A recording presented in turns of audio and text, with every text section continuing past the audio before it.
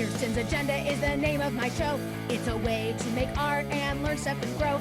There will be lots of segments and maybe some guests. 10 minutes of deep breath, that is my quest.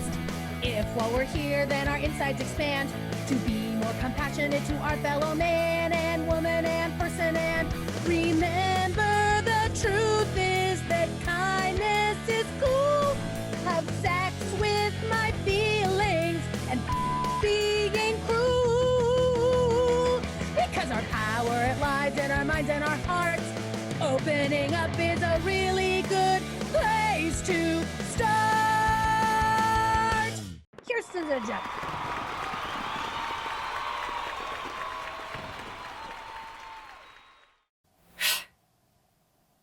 I want to talk about loss this week.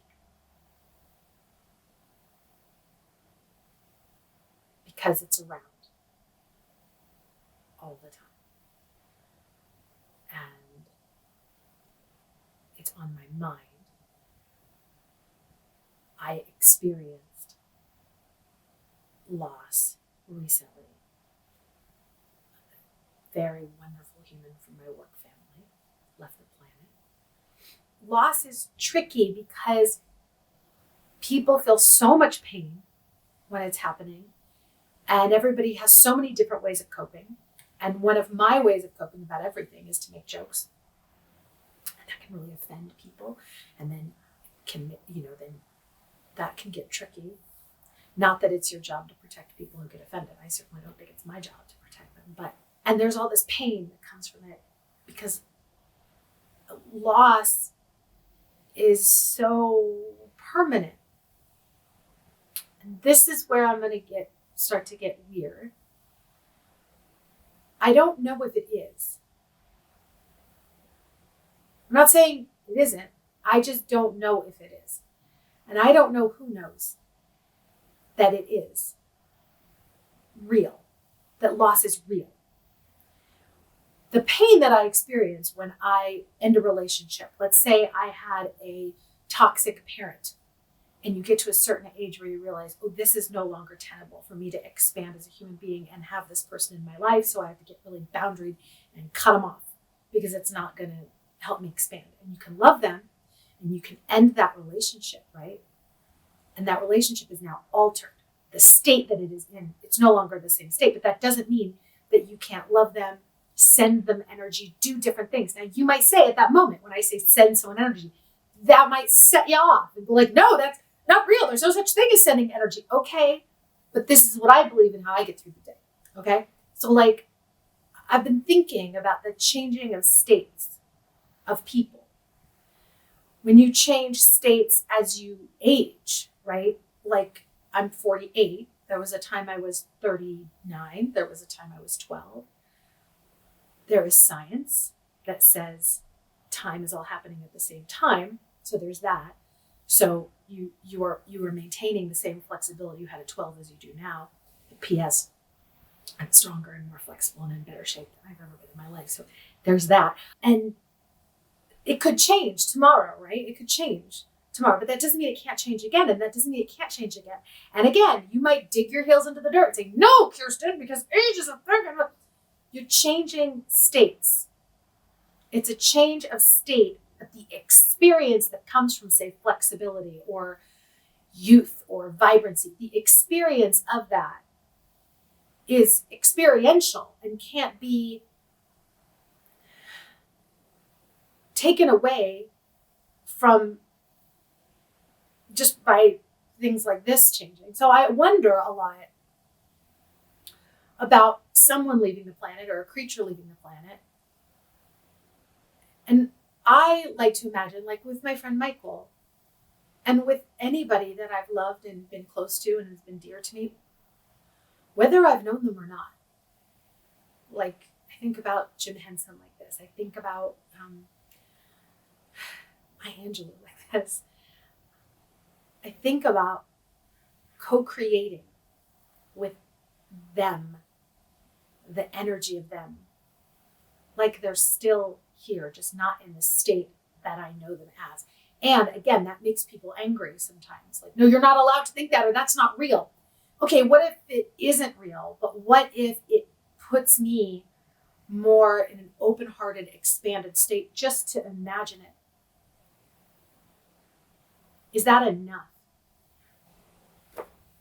I think it is. I believe it is enough. I choose to believe that because it helps me go on with life in a way that feels open to all the possibility. Matter is so ephemeral, right? And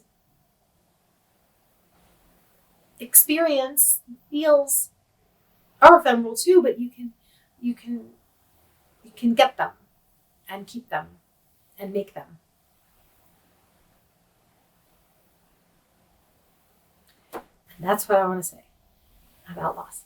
And I also want to say to you and to me and to everybody else that is experiencing some loss right now, I'm sorry.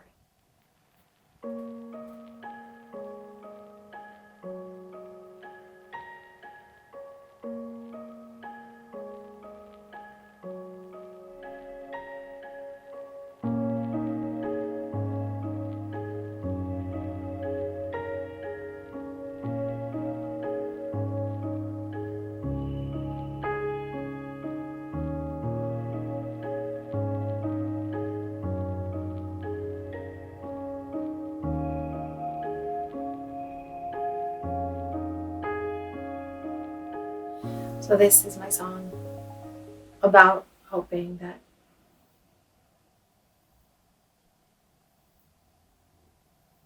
it's not gone. It's just hidden.